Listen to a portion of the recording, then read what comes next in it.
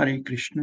ఈరోజు మనము శ్రీల ప్రభుపాదుల వారిచే వచించబడినటువంటి భగవద్గీత యథాతథంలో 4వ అధ్యాయము దివ్య జ్ఞానము అనేటువంటి శీర్షిక కలిగిన ఈ అధ్యాయంలో 27వ శ్లోకం నుంచి చర్చించుకోబోతున్నాం. దీని ఆంగ్లంలో ట్రాన్సెండెంటల్ నాలెడ్జ్ అని తెలియజెప్పబడింది. యోగినామపి సర్వేషాం మద్గతేనంతరాత్మన శ్రద్ధావాన్ భజతే యోగం సమే యుక్త తమోమతః. నిన్న మనం నేర్చుకున్నటువంటి శ్లోకంలో ఉత్తమమైన యోగి అంటే ఎవరు? మొదటి తరగతికి చెందిన యోగి అనేవారు ఎలా ఉంటారు అనే దాని గురించి చర్చించుకున్నాం. శ్రీల ప్రభుపాదుల వారు తన భాష్యంలో దాన్ని స్పష్టంగా విశదీకరించి మనకు చెప్పారు. అనుక్షణము భగవంతుడైన శ్రీకృష్ణుడి పాదార విందాలపై మనసుని కేంద్రీకరింపచేసి హరే కృష్ణ కృష్ణ కృష్ణ హరి హరి హరే రామ రామ రామ హరి హరి అనే మంత్ర జపంలో నియుక్తులైనటువంటి వ్యక్తి ఉత్తమ శ్రేణికి చెందిన యోగి అని చెప్పబడ్డారు. ఆ తరువాత ఈ యోగ విధానాన్ని పరిపక్వతని చెందించుకునే విధానము ఇంద్రియాగ్నిషు జుహ్వతి. ఇంద్రియాగ్నిషు జుహ్వతి శ్రీకృష్ణుడి ఇంద్రియాలని సంతృప్తి చెందించడం ద్వారా, శ్రీకృష్ణుడి ఇంద్రియాలని అగ్నికి ఆహుతిని అర్పించడం ద్వారా మనము పరిపూర్ణత్వాన్ని సిద్ధించుకోవచ్చును. అలాంటి వ్యక్తి పరిపూర్ణమైన యోగి అని చెప్పబడింది. ఈ శ్లోకంలో పతంజలి యోగ విధానం గురించి ప్రత్యేకంగా వివరించి చెప్పబడింది. ఎప్పుడైతే వ్యక్తి పరిజ్ఞానాన్ని సంతరించుకుంటాడో జ్ఞాన దీపితే,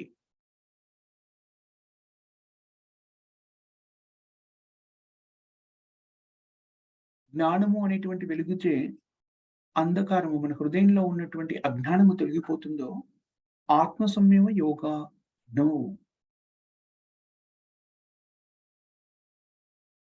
అది ఆ జ్ఞానము ప్రకటితం కాగానే వ్యక్తి ఏం చేస్తాడు?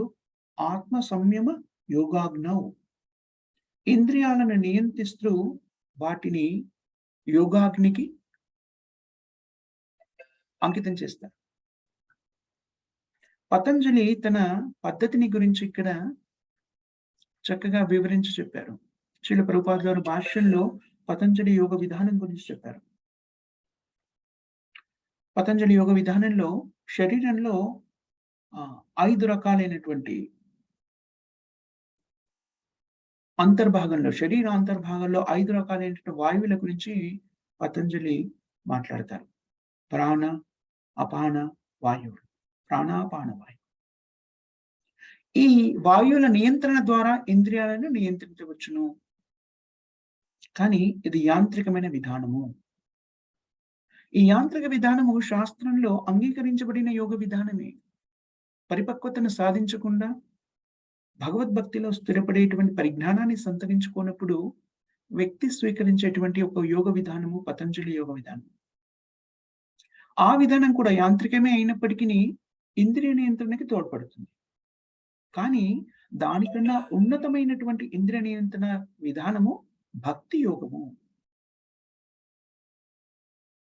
భక్తి యోగంలో ఇంద్రియాలను నియంత్రించడమే కాదు, ఇంద్రియాలను సరైన దిశలో సేవలో నియుక్తం చేయడము అనేటువంటి ప్రక్రియ కూడా ఉంది భక్తి యోగంలో. పతంజలి యోగ విధానంలో యాంత్రికంగా ఇంద్రియాలను నియంత్రించడము అంటే చేయకూడని పనుల నుంచి ఇంద్రియాలని నిగ్రహించి ఉంచడం. కానీ భక్తి యోగంలో చేయకూడని పనుల నుంచి ఇంద్రియాలని నియంత్రించడమే కాకుండా చేయవలసిన పనిలో ఇంద్రియాలని వ్యక్తీకరించడము, ఇంద్రియాలని ఉపయోగించడము. దాని ద్వారా ఏం జరుగుతుంది? యాంత్రికంగా ఇంద్రియాలను నియంత్రించాలి అనుకున్నారనుకోండి, అది ఎక్కువ కాలము ఆ నియంత్రణలో మనం ఉండలేము. దానికి ఒక చక్కని ఉదాహరణ ఇవ్వబడింది శాస్త్రంలో. ఒక చాలా ఎనర్జీ ఉన్నటువంటి, చాలా శక్తి ఉంటుంది. చిన్నపిల్లల్లో విపరీతమైన శక్తి ఉంటుంది కదా! చాలా అల్లరి చేస్తూ ఉంటారు. తల్లిదండ్రులకు ఒక్కోసారి ఆశ్చర్యమేస్తుంది. ఉదయం ఎప్పుడో లేచాడు వీడు. లేచి రాత్రి 8 అయిపోయినా, 9 అయిపోయినా కూడా అలా ఆడుతూనే ఉంటాడు. రకరకాల ఇబ్బందుల్ని కలిగిస్తూ ఉంటారు పిల్లలు. అంత శక్తి వాళ్ళకి ఎలా వచ్చింది? పిల్లలకి ఆ శక్తి భగవంతునిచే ప్రసాదించబడింది. మనస్సు కూడా పిల్లల లాంటిది. ఎలాంటిది? చంచలమైంది. ఒక చోట స్థిరంగా ఉండలేదు. పిల్లలైతే ఒక చోట స్థిరంగా ఎలా ఉండలేరో, అలాగే మనసు కూడాను ఒక చోట స్థిరంగా ఉండలేదు. ఒక్కోసారి ఒకదాన్ని చూస్తే దాన్ని స్వీకరించాలి అనిపిస్తుంది. ఒకదాన్ని చూస్తే వదిలివేయాలి అనిపిస్తుంది. సంకల్ప, వికల్ప, సంకల్ప, వికల్ప. ప్రతి క్షణం కూడా మనసు ఈ సంకల్ప, వికల్ప సందిగ్ధావస్థలో కొట్టుమిట్టాడుతూ ఉంటుంది. మనసు యొక్క ఏకైక కార్యక్రమం ఏమిటి అంటే ఇదే. దీన్ని స్వీకరించు, దీన్ని స్వీకరించుకో. ఇది కావాలి, ఇది వద్దు. అలాంటి మనస్సు అనుక్షణము ఏదో ఒక కార్యక్రమంలో సంకల్ప, వికల్ప నిర్ణయాలలో నిక్షిప్తమైనటువంటి మనస్సుని నియంత్రించడం చాలా కష్టతరమైన పని. యోగ విధానం ద్వారా మనస్సుని అదుపులో ఉంచుకోమని అర్జునుడికి చెప్పినప్పుడు కూడాను అర్జునుడు అదే చెప్తాడు. ఏమంటాడు? చంచలం హి మన కృష్ణ ప్రమతి బలవే దృఢం. కృష్ణ, నువ్వు నా మనస్సుని నియంత్రణలో పెట్టమని ఆదేశిస్తున్నావు. నేనేమనుకుంటున్నాను? అది అసాధ్యము అనుకుంటున్నాను. ముఖ్యంగా మనము ఇప్పుడున్న పరిస్థితుల్లో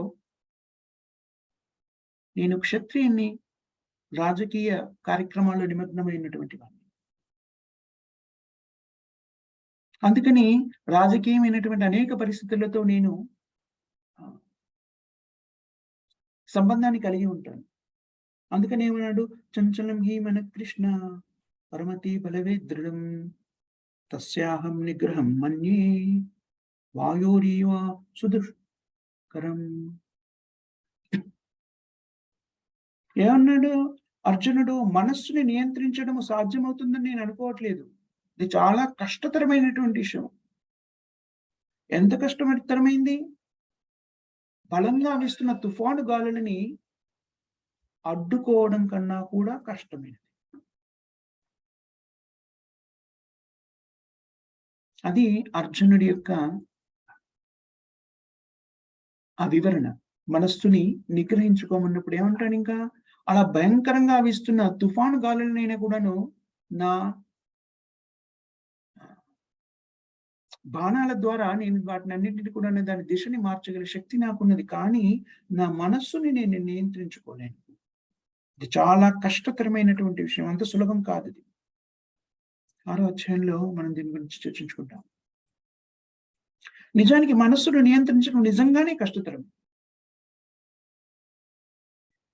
యాంత్రికంగా గాలిని పీల్చుకోవడము, ఉచ్ఛ్వాస నిశ్వాసాలని నియంత్రించడం ద్వారా కొంత మనస్సుని తన కార్యక్రమాల నుంచి దారి మళ్లించేటువంటిది అవకాశం ఉన్న యాంత్రికంగా చాలా కష్టతరమైనటువంటి విషయం. మనం నిన్న చర్చించుకున్నాము. అత్యంత ఉన్నత స్థాయి యోగ విద్యలో ప్రావీణ్యతని సంపాదించినటువంటి విశ్వామిత్రుడు ఎలా యోగభ్రష్టుడయ్యారో మనం నేర్చుకున్నాం. అలాంటివి అనేకమైనటువంటి సంఘటనలు మనం చెప్పుకోవచ్చు. సౌభరిముని గురించి కూడాను మనకి శాస్త్రాల్లో చెప్పబడింది. సౌభరిముని యోగాభ్యాసాన్ని నీటిలో స్థిరపడి యోగాభ్యాసాన్ని చేసేవాడు. ఆ నీటిలో ఉండి యోగాభ్యాసాన్ని చేస్తున్నప్పుడు ఆ నీటిలో అతనికి 2 చేపలు సంయోగం చెందడం కనబడుతుంది. దాన్ని చూసి ఏమనుకుంటాడు సౌరభముని? తాను కూడా ఈ యోగాభ్యాసం నుంచి బయటికి వచ్చి రాజకుమార్తెను వివాహం ఆడాలి అనుకుంటాడు. ఎంతవరకు అంటే రాజుకు 8 మంది పుత్రికలుంటే అందరిని వివాహం ఆడతారు ఆయన. ఇలాగ రకరకాల ఎన్నో సంఘటనలు మనకి శాస్త్రంలో కనిపిస్తాయి. యాంత్రికంగా ఇంద్రియాలను నియంత్రించే ప్రయత్నం చేసి వివిధ పతంజలి యోగ విధానం అని చెప్పబడింది. అలాంటి యోగ విధానం ద్వారా ఇంద్రియాలను నియంత్రించే ప్రయత్నం చేసి విఫలులైన వాళ్ళు మనకు కనబడతారు. కానీ మనం నేర్చుకునేటువంటి విధానం ఏమిటి ఇక్కడ? ఆత్మ సంయమ యోగాగ్నౌ. మనస్సు చాలా ప్రాథమికమైనటువంటి ఇంద్రియం. చాలా ముఖ్యమైనటువంటి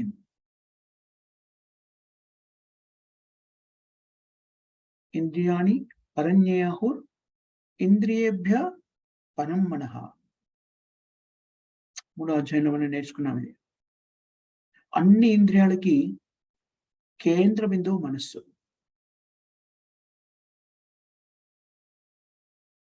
చూడండి, మతి స్థిమితం లేని వ్యక్తిలో మిగిలిన ఇంద్రియాలన్నీ కూడాను ఎలా పనిచేస్తాయి?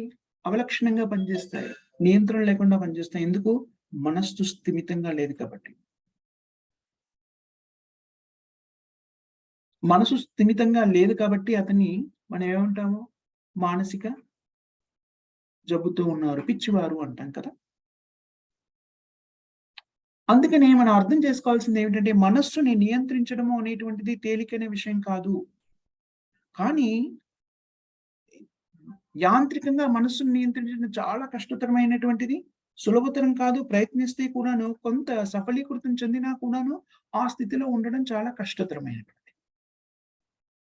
కానీ మనస్సును నియంత్రించి తద్వారా ఇంద్రియాలని చేయకూడని పనుల నుంచి ఆపి వాటిని భగవత్ సేవలో నియుక్తం చేసినట్టయితే శ్రీకృష్ణుని పాదార విందాల మీద మనస్సుని కేంద్రీకృతం చేసినట్టయితే అన్ని ఇంద్రియాలు కూడాను నియంత్రణలోకి వచ్చేస్తాయి. ఎందుకని? కృష్ణుని పాదార విందాల మీద మనస్సుని ఏకాగ్రతతో నిలిపినట్టయితే కృష్ణుడు మన ఇంద్రియాలని నియంత్రించడానికి సహాయపడతాడు.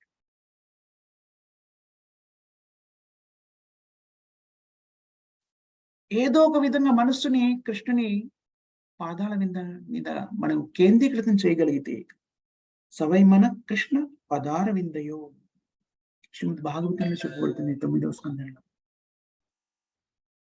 ఏదో ఒక విధంగా సవై మన కృష్ణ పదార విందయో, అప్పుడు మిగిలిన ఇంద్రియాలన్నీ కూడా నియంత్రణలోకి వచ్చేస్తాయి. దాన్ని ఇంకో విధంగా కూడా చెప్పాడు. మనస్సుని కూడా చంచలత్వం నుంచి స్థిరత్వం చేయడానికి బ్రహ్మ సంహితలో ఒకటి చెప్తారు. సేవోన్ముఖైః జిహ్వాదో. జిహ్వాదో. జిహ్వ అంటే నాలుక. నాలుకని నియంత్రించడం చాలా కష్టతరమైనది. చాలా మందికి తెలిసి ఉండవచ్చు, తెలియకపోవచ్చు. ఇంద్రియాలన్నింటిలో మనస్సుని ఒకటి తన ఆలోచన నుంచి నియంత్రించడం కష్టమైతే, కర్మేంద్రియాల నాలుకని నియంత్రించడము జ్ఞానేంద్రియంలోకి వస్తుంది కదా నాలుక. కర్మేంద్రియంలో కూడా వస్తుంది. నాలుకని నియంత్రించడం చాలా చాలా కష్టతరమైనది.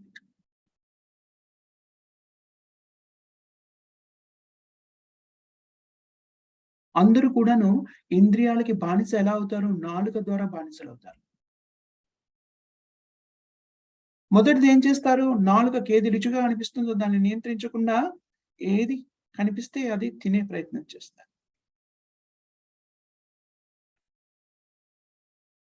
ఎప్పుడైతే నాలుకని నియంత్రణలో ఉంచలేదనుకోండి, మిగిలిన ఇంద్రియాలన్నీ కూడాను నియంత్రణ కోల్పోతాయి. పెద్ద పెద్ద మహాయోగులని చెప్పుకున్నటువంటి వాళ్ళలో కూడాను మనం గమనించినటువంటి విషయం. అందుకని యోగ పద్ధతిలో యాంత్రికమైన యోగ పద్ధతిలో కూడా యమ, నియమ అనేటువంటివి చెప్పబడ్డాయి. యాంత్రిక యోగ విద్యాభ్యాసంలో కూడాను ఏం చెప్తారు? నాలుకని నియంత్రించుకోవాలి. ఏది పడితే అది తినకూడదు. కానీ అది అంత సులభతరమైన విషయం కాదు. మనము కృష్ణ చైతన్యంలో కూడా మనం ఒక మాట చెప్తాం ఏమని? భక్తులందరికీ కూడాను కృష్ణ ప్రసాదాన్ని తప్ప ఏది నాలుక మీదకి వెళ్ళకుండా జాగ్రత్త పడిన ఈ కృష్ణ ప్రసాదాన్ని మాత్రమే భుజించండి అని చెప్తాము. నాలుక 2 రకాల పనులు చేస్తుంది. ఒకటి భుజించడము, రుచి చూడడము. ఇంకొకటి శబ్ద తరంగాల్ని ఉత్పత్తి చేయడం, మాట్లాడడం. మనం ఒకవేళ నాలుకని ఇతర పదార్థాలేవి భుజించకుండా కేవలం కృష్ణుడికి సమర్పించిన ఆహార పదార్థాల్ని భుజించేలాగా,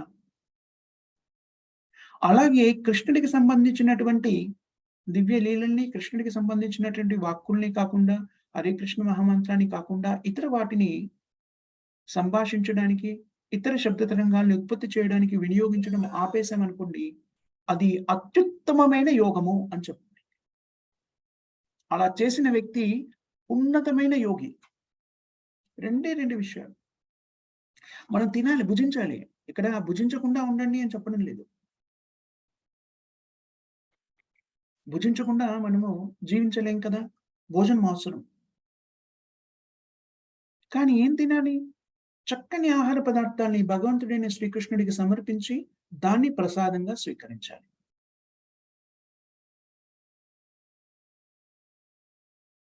భక్తి వినోద్ ఠాకూర్ చెప్తారు, కృష్ణ బడా దయామయ కొరీ బారి జీహ్వ జాయ్. सब ప్రసాదాన్న దిలోబాయ్. భక్తి వినోద్ ఠాకూర్ గృహస్థ. భక్తి సిద్ధాంత సరస్వతి గోస్వామి మహారాజ్ వాళ్ళ తండ్రి గారు. భక్తి సిద్ధాంత సరస్వతి గోస్వాములు శ్రీల ప్రభుపాదుల వారి గురువు. తన అనుభవంతోని ఆయన ప్రసాదానికి సంబంధించిన వివరణని ఈ గీతంలో చెప్తాడు. శరీర అవిద్యాజాలం. ఈ భౌతికమైన శరీరము అజ్ఞానానికి పరాకాష్ట. అజ్ఞానంతో నిండుకున్నటువంటి బంధనము ఈ శరీరం. శరీర అవిద్యాజాలం. జాలంటే జాలి. ఏమంటారు దాన్ని? వల అంటారు చూడండి. అలాంటిది. అజ్ఞానపు వల ఈ శరీరము.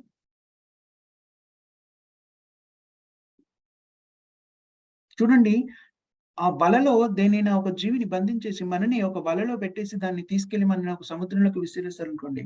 మనకి ఈత వచ్చినా కూడా మన పరిస్థితి ఎలా ఉంటుంది? వలలో పెట్టేసి దాన్ని గట్టిగా బంధించేసి వదిలేస్తేను. ఊహించుకోండి.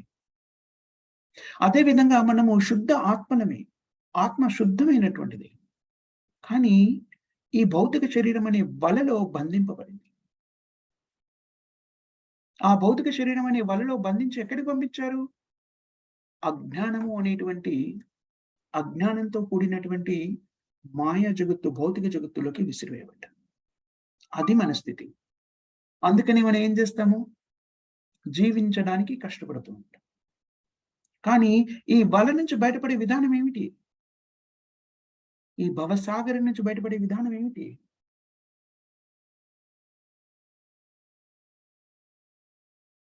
మన శాస్త్రాంద్రియాని. అదేమిటది శ్లోకము? 15వ అధ్యాయంలో వస్తుంది. మన షష్టాంద్రియాని ప్రకృతి స్థాని కర్షతి. భక్తి వినోద్ ఠాకూర్ తన శ్లోకంలో ఏం తెలియజేస్తున్నాడు? ఈ శరీరం అంతా కూడాను అంధకారంతోని, అజ్ఞానంతో కూడుకున్నటువంటి ఒక వల. అదేం చేస్తుంది? ఎప్పుడు కూడాను ఇంద్రియ తృప్తి కోసం పాటుపడుతూ ఉంటుంది. ఇది భుజించాలి, అది భుజించాలి, ఇది చక్కగా ఉంది, అది చక్కగా ఉంది. దీని గురించి వినాలి, ఈ పాట వినాలి, ఆ పాట చదవాలి, ఆ పాటని నేర్చుకోవాలి, లేకపోతే ఈ రాజకీయాల గురించి చర్చించాలి. ఇంకా ఏమిటి? క్రీడా వార్తల్ని చదవాలి. ఇలాంటి రకరకాలుగా చెవి ఎప్పుడు కూడా ఏదో ఒకటి వినాలి, వినాలి, వినాలి, వినాలి అని ఆసక్తి చూపిస్తుంది.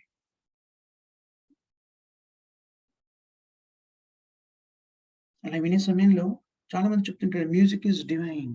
Yes, music is divine. కానీ దాన్ని ఇంద్రియ తృప్తికి సంబంధించినటువంటి ప్రేరేపణలకి వినియోగిస్తే అది డివైన్ కాదు. వెళ్ళండి, ఇట్ అక్కడికి డిమినిషెస్ వెళ్ళండి. Hour consciousness. నాలుక కూడాను ఎప్పుడు ఏదో ఒక కార్యక్రమంలో నిమగ్నం కావాలి. భౌతికమైన జీవన విధానంలో అజ్ఞానాంధకారంలో ఉన్నప్పుడు నాలుక ఏం చేస్తుంది? ఏదో రుచికరమైన పదార్థాన్ని తినాలి, తినాలి.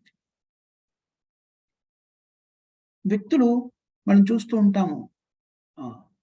నగరంలో ఏవి కొత్తగా ప్రారంభించబడినటువంటి రెస్టారెంట్స్, దాంట్లో కొత్తగా ఏవే రకమైనటువంటి వంటకాలు చేస్తున్నారు. ఇదే విధంగా ఎప్పుడైతే నాలుక నియంత్రణలో లేదో, మిగిలిన ఇంద్రియాలన్నీ కూడాను నియంత్రణ కోల్పోతాయి. అందుకనే భక్తియుక్త సేవలో, భక్తి యోగంలో మొట్టమొదటిగా చెప్పింది ఏమిటి అంటే, నాలుకని నియంత్రించడము. అత శ్రీకృష్ణ నామాది న భవేత్ గ్రాహ్యమింద్రియ.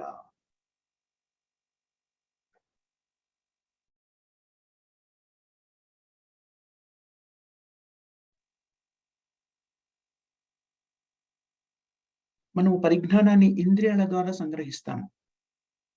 కానీ ఆ ఇంద్రియాలే అసంపూర్ణమైనవనుకోండి, అవి కృష్ణుడికి సంబంధించిన ఈ పరిజ్ఞానాన్ని అర్థం చేసుకోలేవు. శ్రీకృష్ణ నామాది న భవేత్ గ్రాహ్యమింద్రియ. ముందుగా చేయవలసిందేమిటి? భక్తి దేనితో ప్రారంభమవుతుందని చెప్పుకుంటాం మనము? శ్రవణం. భక్తి మార్గము వినడం ద్వారా ఆరంభమవుతుంది. శ్రవణం ద్వారా. శ్రవణానికి పర్యాయంగా చెప్పుకోవాలంటే ఏమిటి?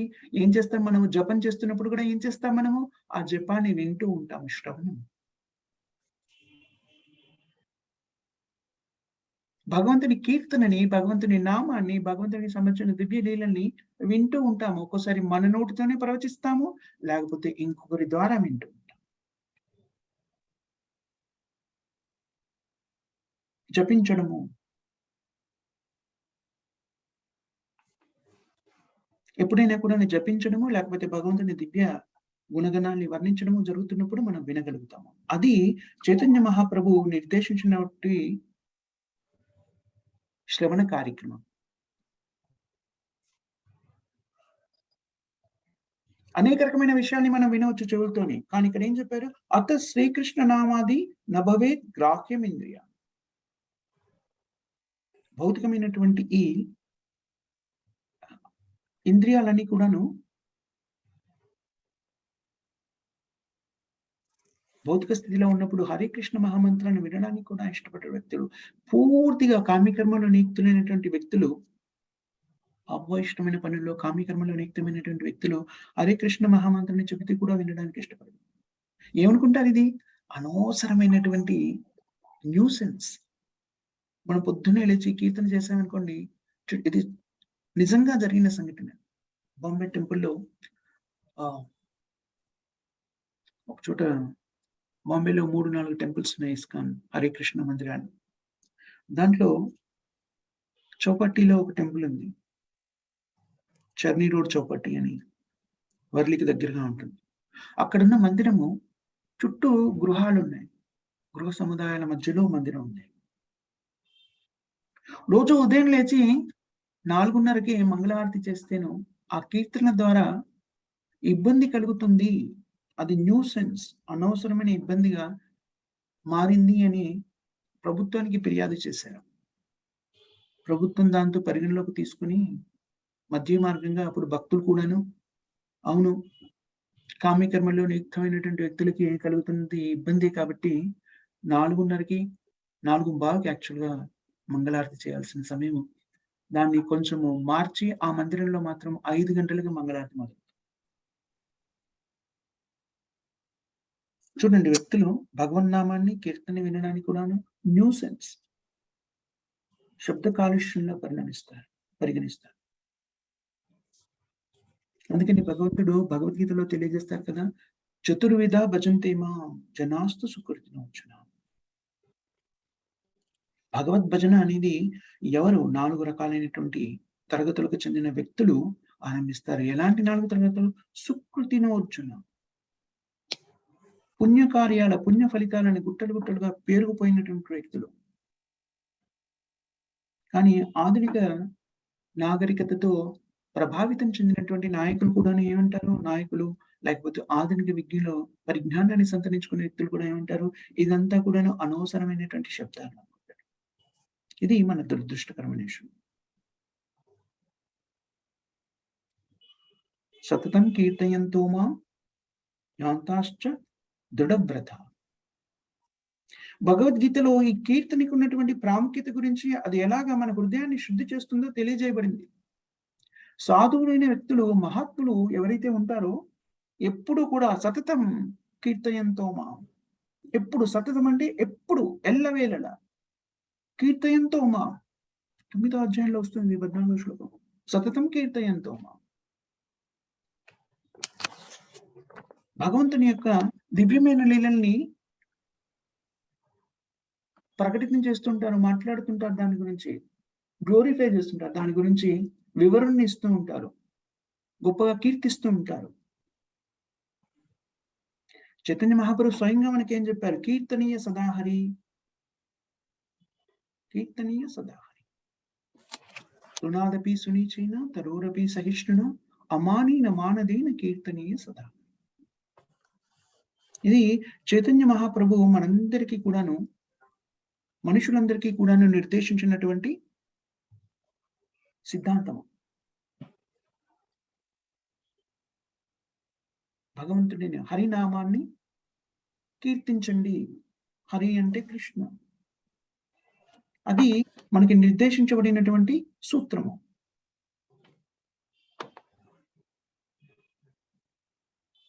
కానీ మనం ఈ స్థితిని స్వీకరించినప్పుడు మనకి అనేక రకమైనటువంటి అవరోధాలు కలగవచ్చు.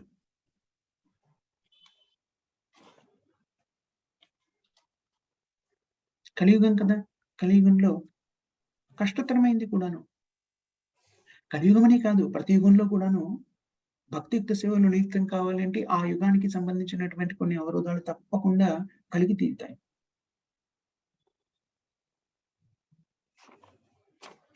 అందుకని ఏం చెప్తారు? మన జపించడం మొదలెట్టగానే మన చుట్టుపక్కల ఉన్నవాళ్ళు, మనము కుటుంబంలో చిన్నవాళ్ళం అనుకోండి, విద్యార్థి దశలో ఉంటే తల్లిదండ్రుల నుంచి మొదలవుతుంది. తల్లిదండ్రులు, స్నేహితులు, చుట్టూ ఉన్నవాళ్ళు. అప్పుడే భజన ఏమిటి? అప్పుడే కీర్తన ఏమిటి?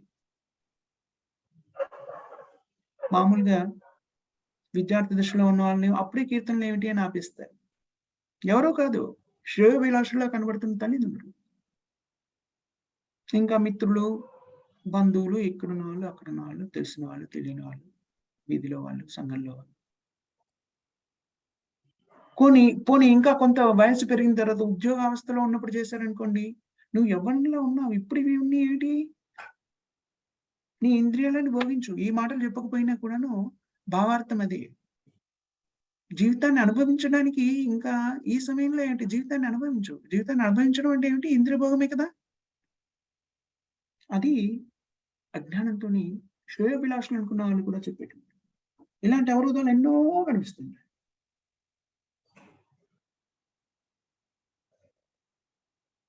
భక్తులైన వాళ్ళు భగవంతుని నామాన్ని స్మరిస్తూ, భగవంతుని దివ్య లీలల్ని గానం చేస్తూ, శ్రవణం చేస్తూ ఆనందానుభూతికి లోనైతే, అభక్తులు దాన్నేమనుకుంటారు? అనవసరమైనటువంటి శబ్ద కాలుష్యాన్ని ప్రకటితం చేస్తున్నారు. న్యూసెన్స్, నాన్‌సెన్స్ అనుకుంటారు.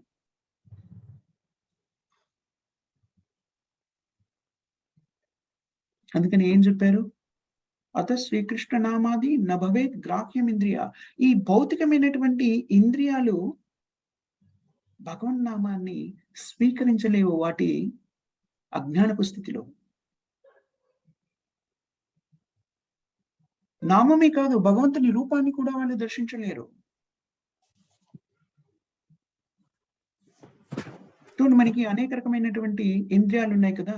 చూడడానికి కళ్ళు, వినడానికి చెవులు, వాసన చూడడానికి ముక్కు, రుచి చూడడానికి నాలుక, స్పృశించడానికి చేతులు, స్పర్శ.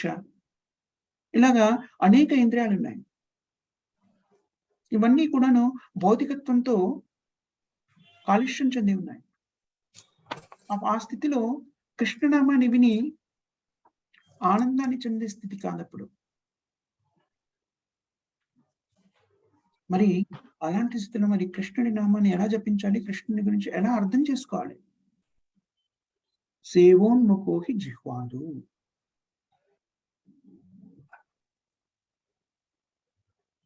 కష్టతరమే. కానీ సేవోన్ముఖో హి జిహ్వాది. సేవను ఎక్కడి నుంచి ఆరంభించాలని చెప్తున్నారు? జిహ్వ, నాలుక నుంచి ఆరంభించాలి. కృష్ణుడికి సంబంధించిన పరిజ్ఞానము అవగతం చేసుకోవడం అనేటువంటిది నాలుకతో మొదలవుతుంది అని చెప్పబడింది. నాలుక. ఎలా సాధ్యమవుతుంది? చూడండి, ఒకవేళ మీరు ఒక దృఢమైన నిర్ణయాన్ని తీసుకున్నారనుకోండి, ఒక ప్రతిన పూనారనుకోండి, ఈ రోజు నుంచి కృష్ణుడికి సంబంధించని వాక్యాలని నేను మాట్లాడడం తగ్గిస్తాను, పూర్తిగా మానుకుంటాను. మీరు పరిపూర్ణతని సిద్ధించుకుంటారు. చాలా సున్నితమైనటువంటి విధానం.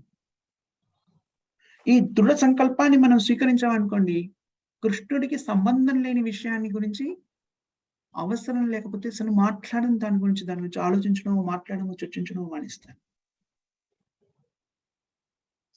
కృష్ణుడికి సంబంధం లేని విషయాల గురించి, భౌతికమైన విషయాల గురించి నేను సంభాషించను, చర్చించను. అలాగే కృష్ణుడికి సమర్పించని ఆహార పదార్థాన్ని నేను భుజించను. కేవలం కృష్ణ ప్రసాదాన్ని భుజిస్తాను. మన కృష్ణ చైతన్య ఉద్యమం శ్రీల ప్రభుపాదుల వారిచే స్థాపితం చేయబడినటువంటి కృష్ణ చైతన్య ఉద్యమం ఈ 2 విధానాల్ని ప్రబోధిస్తుంది.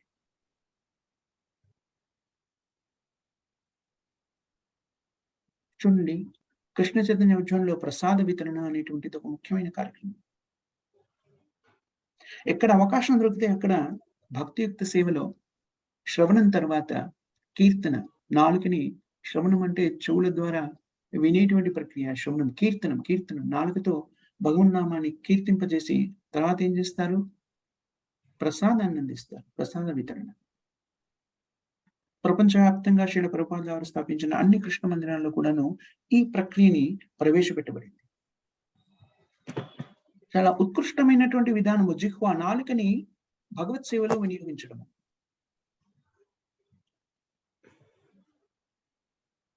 ఆత్మ సంయమ యోగాగ్నౌ. ఆత్మ సంయమ. మనము దృఢ సంకల్పంతో ఒక నిర్ణయాన్ని తీసుకోవాలి. ఏమిటది? నా నాలుకని ఏ ఇతర పదార్థాలు తీసుకోకుండా నేను నియంత్రిస్తాను.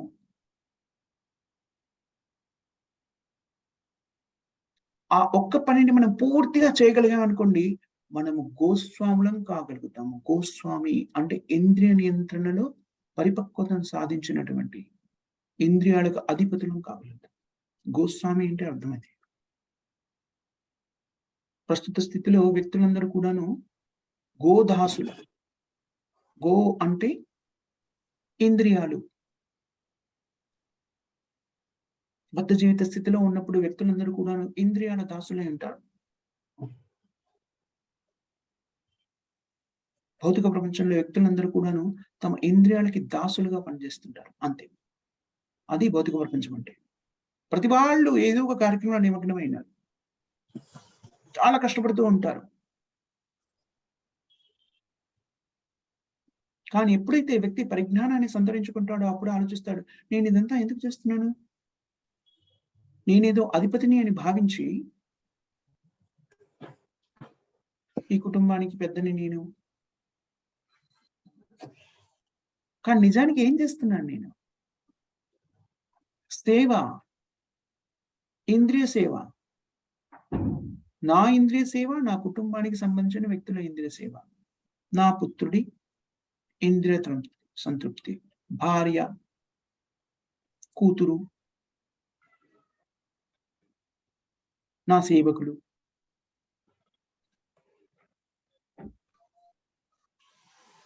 చూడండి, ఎవరితో కూడాను అందరికీ మనం నిజానికి సేవ చేస్తున్నాం. నేను అధిపతిని అనుకునే భావనతోని అందరి సేవలో నిమగ్నమై ఉంటాం. పరుషంగా ఎవరితో అయినా మాట్లాడి చూడండి. అత్యంత ప్రీతిపాత్రులండి కుటుంబ సభ్యులు అన్నారు. వాళ్ళతో ఒకసారి పరుషంగా మాట్లాడండి. కుటుంబ సభ్యులు కాదు, మీ సేవకుడు ఇంట్లో సేవకుడిగా నియమించుకున్నారు మీరు. ప్రతి నెల జీతభత్యాలు ఇస్తున్నారు. ఆ వ్యక్తితో కూడాను మీరు కొంచెం కఠినంగా మాట్లాడండి. ఏమంటారు? లేదమ్మా మీ ఇంట్లో నేను పని చేయను. వెళ్ళిపోతున్నాను నేను.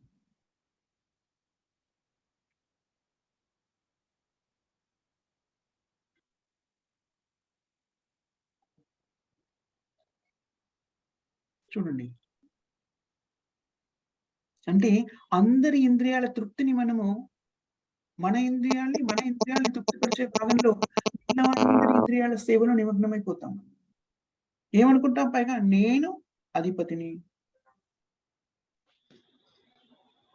అందరి ఇంద్రియాల్ని కూడా సంతృప్తిపరచాలి. లేకపోతే వాళ్ళు ఆగ్రహావేశాలకి లోనయ్యే అవకాశం ఉంది. ఇది మన స్థితి. దాన్ని మాయ, భ్రమ, ఇల్యూజన్ అంటారు. సో జ్ఞానదీపితే మనకెప్పుడైతే సంపూర్ణమైన పరిజ్ఞానం లభిస్తుందో, ఆ పరిజ్ఞానంతో మనం ఏం తెలుసుకోవాలి అనుకుంటాము? నేనెవరు? నా ఆధిపత్యం ఏమిటి? నిజానికి నేను నా ఇంద్రియాల సేవలో నిమగ్నమై ఉన్నాను.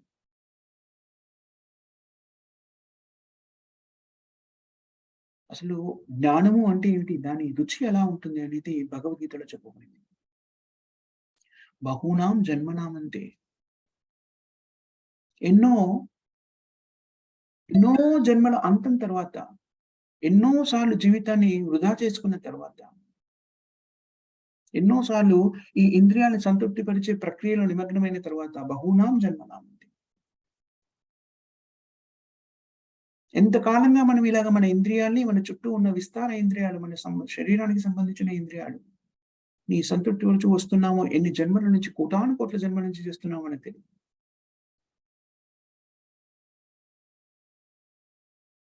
మన ఇంద్రియాలు, మన విస్తార ఇంద్రియాలు. మన ఇంద్రియాలంటే మనతోనే ఉన్నాయి కాళ్ళు, చేతులు, ముక్కు, నోరు. విస్తార ఇంద్రియాలంటే నా కుటుంబము, నా పిల్లలు, నా భార్య, నా పిల్లలు, నా భర్త, నా సమాజము, ఇంకా కొంచెం విస్తరించి నా దేశము. ఇదంతా కూడా ఏం చెప్పబడింది? ఇదంతా కూడా ఇంద్రియ తృప్తే. ఈ ఇంద్రియాన్ని విస్తరింపజేస్తున్నావు. ఓహ్! నేను ఉదారమైన స్వభావం కలిగిన వాడిని. నా ఇంద్రియాలనే కాదు, నా కుటుంబ ఇంద్రియాలనే కాదు, సమాజం ఇంద్రియాలను కూడా సంతృప్తిపరిచే ప్రయత్నం చేస్తా. ముందు నా ఇంద్రియాలు, నా పుత్రుడి ఇంద్రియాలు, వాడి పుత్రుడి ఇంద్రియాలు, ఆ తర్వాత సమాజంలోని ఇతర వ్యక్తులు, దేశానికి సంబంధించిన వాళ్ళు. ఇదంతా కూడా ఏమని చెప్పబడింది? ఇంద్రియ తృప్తిగానే చెప్పబడింది. వ్యక్తులందరూ చేసే పనులవి మీరు గమనించండి. చాలా ఉన్నతమైన వ్యక్తి, మహాత్ముడు అని భౌతిక ప్రపంచంలో పిలిచేటువంటి వ్యక్తి కూడాను ఏం చేస్తున్నాడు? సమాజ సేవ చేస్తూనో, లేకపోతే ప్రపంచంలోని ప్రజల సేవ చేస్తూనో అంటే నిజానికి ఏం చేస్తున్నాడాయన? ఆయన కూడా తన ఇంద్రియాలనే కాకుండా ప్రపంచంలోని ఇతర ఇంద్రియాలని కూడాను భౌతిక విధానం ద్వారా సంతృప్తిపరిచే ప్రయత్నం చేస్తున్నాడు. దాన్ని మనం ఏమంటాము? ఓహో! మహాత్ముడు, చాలా గొప్పవాడు. ఇంతమందికి సేవ చేశారు, అంతమందికి సేవ చేశారు. ఏ రకమైన సేవ చేశారు మీరు? వాళ్ళు ఇంద్రియ తృప్తిని ఇంకా పెంపొందించుకోవడానికి కావాల్సినటువంటి సౌకర్యాల్ని ప్రకటింపజేశారు. అందుకని గొప్ప గొప్ప బహుమానాల్ని ఆధునిక విజ్ఞాన నాగరికత అందజేస్తుంది. ఏమని? నోబెల్ లారెట్ ఏం చేశాడు? ఏదో ఒకటి కనిపెట్టాడు. దాంతో ఏం జరుగుతుంది? ఇంద్రియాల్ని ఇంకా సౌకర్యవంతంగా తృప్తిపరిచే అవకాశం లభించింది. వావ్! వావ్! గ్రేట్. కానీ సరియైన పరిజ్ఞానాన్ని సంతరించుకున్నప్పుడు వ్యక్తులు ఏం చేస్తారు? తమ ఇంద్రియాలన్నిటిని కూడాను స్వయంగా తమని తాము భగవంతుడైన శ్రీకృష్ణుడికి సమర్పించారు.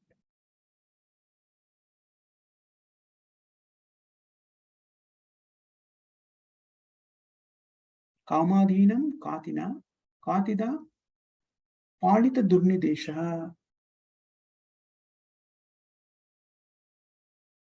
ఏ ప్రభు, నేను ఎన్నో జన్మలని నా ఇంద్రియాలని, నన్ను నేను ఈ ఇంద్రియాలకు సేవకుడిగా ఉండి గోదాసుడిగా జీవితాన్ని సాగించాను. కామాదీనాం కాతిన. నా ఇంద్రియాల్ని సంతృప్తిపరిచేందుకు కావలసినంతగా నేను శ్రమించాను. కతీన కాతిదః. ఏం చేయలేదని అన్ని రకాల ప్రయత్నాలు చేసేసాను. అయినా కూడా అవి సంతృప్తి చెందలేదు. కనీసం కరుణ కూడా లేదు వాటికి నాకు. తేషాం జాతమాయన కరుణాన త్రాపతః.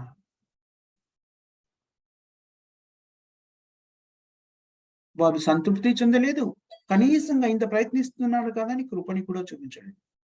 మనం చూడండి, మన కుటుంబాన్ని పోషించడానికి రకరకాల ప్రయత్నాలు చేస్తాం. ఎవరు కూడాను చాలా సార్లు చెప్తూ ఉంటారు.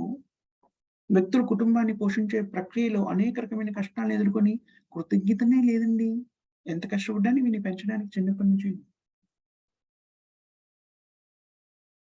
నేను భుజించకుండా వాడికి భోజనం పెట్టానండి.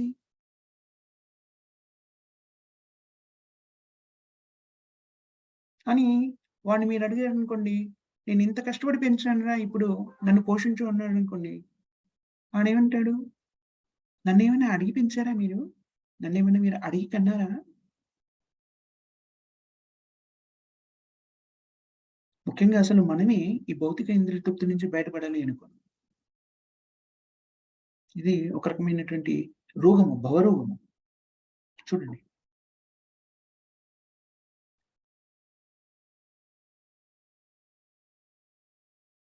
కృష్ణ చైతన్య ఉద్యమాన్ని స్థాపించడానికి ముందు శ్రీల ప్రభుపాదుల వారు గాంధీ గారికి, మహాత్మా గాంధీకి ఒక ఉత్తరం రాస్తారు.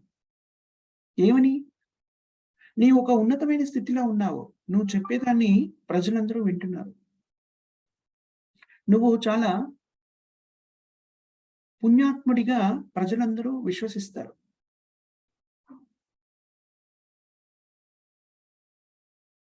నీకిప్పుడు స్వరాజ్యం కూడా వచ్చింది.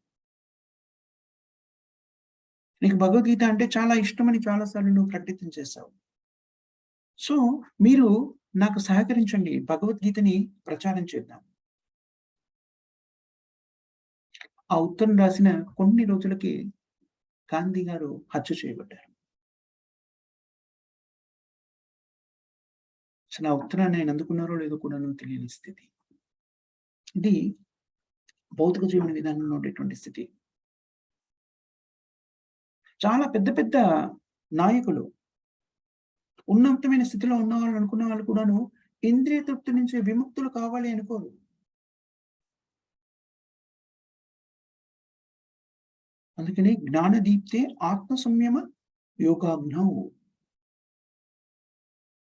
పరిజ్ఞానం లేకపోవడం మూలంగా ఇంద్రియ తృప్తి పరమావధి అనుకుంటారు వ్యక్తులు. తమ ఇంద్రియ తృప్తి విస్తార ఇంద్రియ తృప్తి. దాని వల్ల ఏమనుకుంటారు? ప్రపంచమంతా ఆనందకర స్థితిలో ఉంటుంది. ఇంద్రియాలను సంతృప్తి పరిచే అనుకుంటారు. కానీ అది సాధ్యమయ్యే విషయం కాదు. అలాంటి ఇంద్రియ తృప్తి ద్వారా మనకున్నటువంటి సమస్యల్ని మనం పరిష్కరించుకోలేము.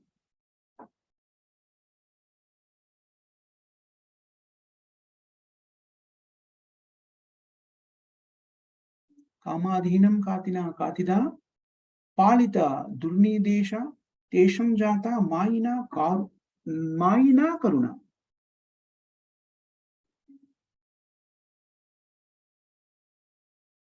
అందుకని వైష్ణవాచార్యుడు ఏం చెప్తున్నాడు అంటే, ఈ ఇంద్రియాల్ని సంతృప్తిపరచడానికి నేను ఎన్నో జన్మల నుంచి ప్రయత్నం చేశాను. నా ఇంద్రియాల్ని, విస్తార ఇంద్రియాల్ని కూడా సంతృప్తిపరిచే ప్రయత్నం చేశాను. కానీ అవి ఎప్పుడూ సంతృప్తి చెందలేదు. కనీసంగా నా మీద కరుణను కూడా చూపించలేదు. హే కృష్ణ,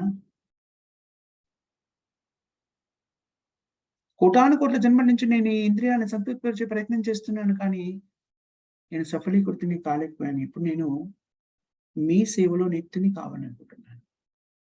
ఇది పరిపూర్ణమైనటువంటి పరిజ్ఞానం. జ్ఞానదీపితే.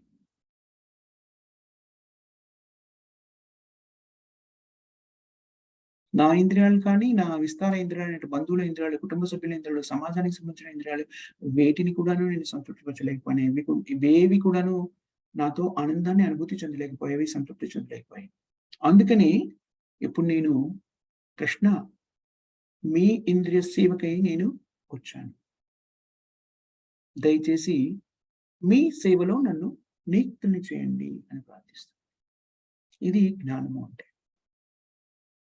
బహూనాం జన్మనామంతే జ్ఞానవాం మాం ప్రపంచతే. జ్ఞానవాం మాం ప్రపంచతే.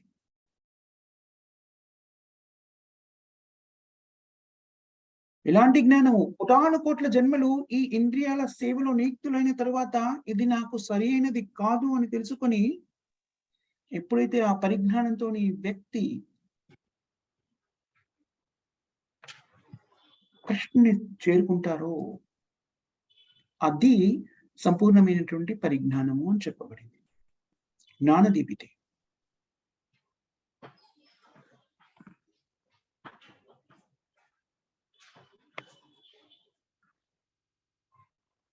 నిజానికి మన ఏకైక లక్షణము ఏమిటి అంటే, జీవేర స్వరూపే నిత్య కృష్ణదాస్. దేవుని యొక్క శాశ్వతమైన స్థితి ఏమిటంటే, భగవంతుడైన శ్రీకృష్ణుడి సేవలో శాశ్వతంగా నియుక్తులైన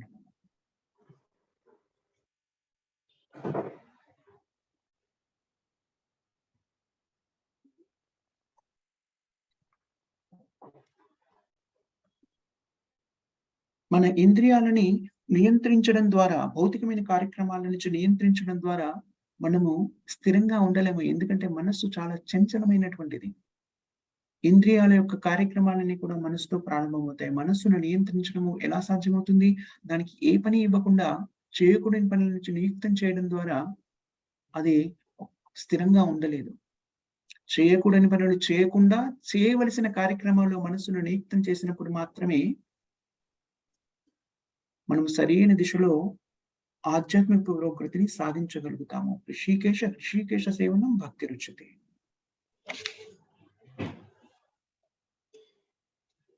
ఎప్పుడైతే మనము మన ఇంద్రియాల్ని భగవంతుడైన శ్రీకృష్ణుడి సేవలో నియుక్తం చేయడం అనే యజ్ఞంలో నియమిస్తామో అప్పుడు మాత్రమే పరిపూర్ణతని సిద్ధించుకుంటాము. అలా మన ఇంద్రియాల్ని భగవత్ సేవలో నియుక్తం చేసే విధానం ఏమిటి? యజ్ఞే సంకీర్తన ప్రాయహై. చేసే యజ్ఞం ఏమిటి? కలియుగంలో చేయవలసిన యజ్ఞే సంకీర్తన ప్రాయహై యజహంతి సుమేధసా. ఇంద్రియాల్ని ఒక చోట ఉంచేసి దాన్ని వినియోగించకుండా ఉంచడం కాదు. వినియోగించాలి. వినియోగించకుండా ఇంద్రియాల్ని నియంత్రించడం సాధ్యం కాదు. ఇంద్రియాలు ఉన్నవి వినియోగించడానికి. మనస్సుని దాన్ని ఏ ఆలోచన లేకుండా స్థిరంగా ఉంచడం సాధ్యం కాదు. కానీ ఆలోచించే వాటిలో మార్పు తీసుకురావచ్చును. సినిమాల గురించి ఆలోచించే బదులు భగవంతుని యొక్క దివ్యలీల గురించి ఆలోచించవచ్చును. నిరుపయోగమైనటువంటి మాటల్ని, సంభాషణని చేయడానికి బదులుగా భగవన్నామాన్ని స్మరిస్తూ భగవంతుని యొక్క దివ్యలీలని స్మరించవచ్చును. సో, అప్పుడు కూడాను మన మనస్సు ఏదో ఒక కార్యక్రమంలో నిమగ్నమైపోయింది. అలా నిమగ్నం చేయకుండా ఉండలేము. అందుకని అలాంటి భక్తియుక్త సేవ సేవోన్ముఖో హి జిహ్వాదు.